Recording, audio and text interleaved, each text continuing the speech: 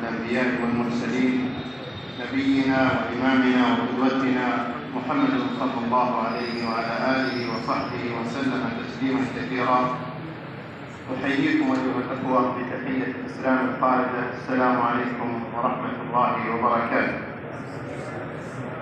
يطيب لي أن أعبر عن باب سعادتي أن أشارككم هذه المسابقة، مسابقة القرآن الكريم التي ينظمها جمعية أهل الحديث بعموم الهند، ونشكرهم جميعا على هذا التجمع، ونشكر القائمين على جمعية أهل الحديث على تنظيم هذه المسابقة وما يقومون به من جهود مباركة في خدمة الإسلام والمسلمين ونشر للعقيدة الصحيحة في هذه البلاد، سائل الله عز وجل أن يتقبل من الجميع وأن يجعل ذلك في موازين أعمالهم. وأشكر بصفة خاصة أمير جمعية أهل الحديث لعموم المسلمين في الهند الشيخ أصغر علي على هذا الحفل المبارك وعلى حسن الحفاوة والاستقبال، داعيا الله جل في علاه أن يوفقنا جميعا لما يحبه ويرضاه. أيها الأخوة، إن الغاية العظمى من إنزال القرآن الكريم هي عبادة الله وحده جل في علاه وإقامة دينه على الذي ارتضاه لعباده، والحكم والتحاكم إليه في جميع شؤون الحياة. ومن فضل الله ورحمته وتمام نعمته علينا وعلى عباده أن جعل هذا القرآن العظيم محفوظا بحفظه. قال جل في علاه: إنا نحن نزلنا الذكر وإنا له لحافظون. ومن وسائل حفظ الله لكتابه العزيز من التبديل والتحريف ومن الزيادة والنقصان أن يسر الله تلاوته وحفظه في الصدور، وأعان على ذلك لمن أراد أن يذكر ويتعظ. قال تعالى: ولقد يسرنا القرآن للذكر فهل من مدكر. ومن أعظم وسائل حفظ كتاب الله العزيز أن هيأ بعض العلماء وأهل الخير بالاهتمام والعناية به علما وعملا وتعليما، وعن طريق تحفيظ وعن طريق تكريم حفظة كتاب الله وتقديرهم وتشجيعهم ماديا ومعنويا عن طريق المسابقات كهذه المسابقة التي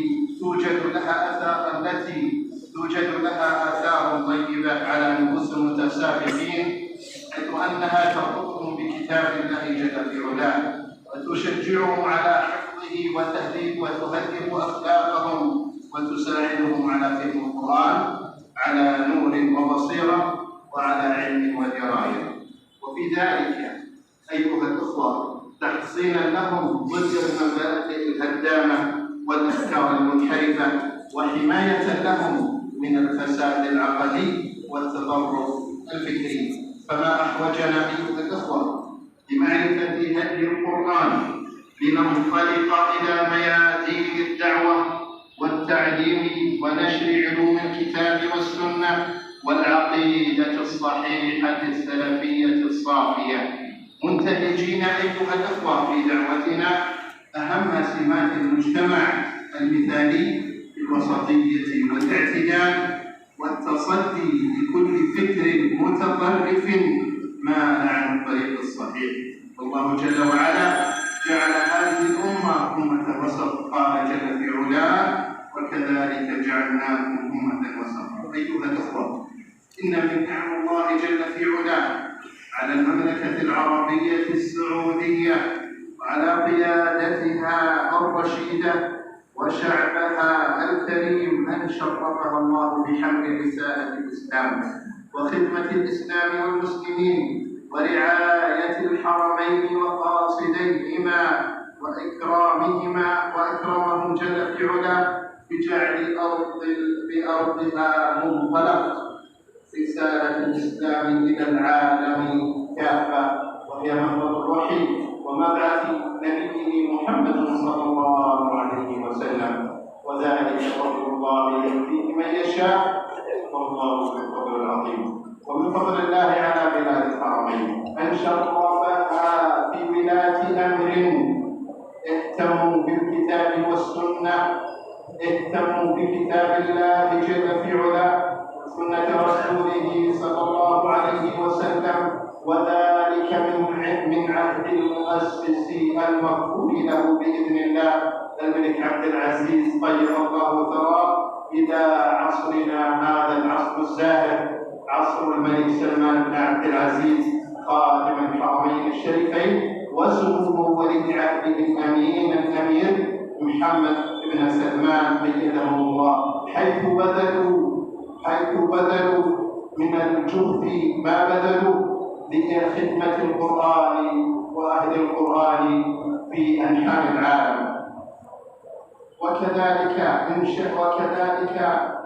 مما بذلته هذه الدولة المباركة وولاة أمرها جهودا مباركة لإنشاء وتشجيع جمعيات تحفيظ القرآن الكريم ودعم المسابقات المحلية والدولية كمسابقة الملك عبد العزيز رحمه الله التي سوف تقام بإذن الله قريبا بعد حج موسم هذا العام. وكذلك إنشاء مجمع متكاملا باسم مجمع الملك فهد لطباعة المصحف الشريف، والذي توزع إصداراته من المصحف الشريف والتراجم معانيه في مختلف أنحاء العالم، كما وصلنا ولله الحمد قبل أيام أكبر دفعة على مستوى الهند ولله الحمد من المصاحف المترجمة بما يقارب 100,000 مصحف هدية من خادم الحرمين الشريفين إلى مسلمي الهند. وكذلك ولله الحمد إن المملكة العربية السعودية غنية عن التعريف بولاة أمرها، وينصف بذلك كل منصف ويتكلم عنها ولله الحمد ما يتقي الله عز وجل في ذلك ديانة لله ما تقدمه خدمة للإسلام والمسلمين. نسأل الله عز وجل أن يحفظ المملكة وقيادتها وأن يجعلها ذخرا للإسلام والمسلمين، وأن يجنب بلاد الحرمين منه ضلات الفتن إنه سميع قريب. نسأل الله جل في علاه في كتابه الكريمة هذه أن يوفق الجميع وأن يرزقنا وإياكم الإخلاص في القول والعمل، وأن يحفظ لنا ديننا وأمننا واجتماعنا وكلمتنا، كما أشكر القائمين مرة أخرى على هذا الحفل وعلى هذا التنظيم المبارك وعلى ما لحقناه منه من حفاوة وترحيب وتكريم. والسلام عليكم ورحمة الله وبركاته.